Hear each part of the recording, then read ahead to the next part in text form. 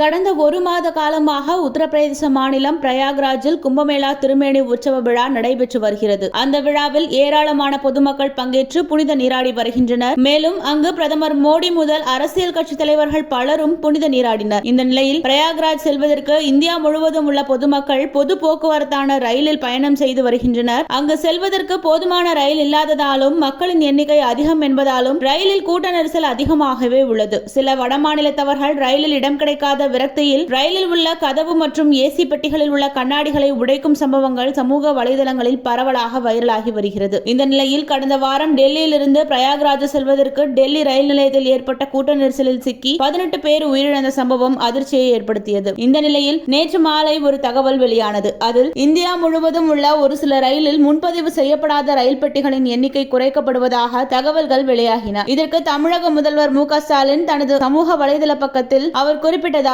சமூக வலைதளம் முழுக்க ரயில் பரிதாபங்கள் வீடியோக்களை பார்த்தோம். அதை பார்த்தாவது எளிய மக்களுக்கான அன்ரிசர்வ்ட் பெட்டிகளை கூட்டுவார்கள் என்று பார்த்தால் வழக்கம் போல பரிதாபங்களை தான் மேலும் கூட்டியுள்ளது சாடிஸ்ட் அரசு என விமர்சனம் செய்திருந்தார். இந்த நிலையில் இதற்கு விளக்கம் தரும் வகையில் முன்பதிவு செய்யப்படாத ரயில் பெட்டிகள் எண்ணிக்கை குறைப்பு என்ற தகவல் ஆதாரமற்றது எனவும் முன்பதிவு செய்யாத ரயில் பெட்டிகளின் எண்ணிக்கையை குறைக்கவில்லை எனவும் இந்திய ரயில்வே நிர்வாகம் தெரிவித்துள்ளது.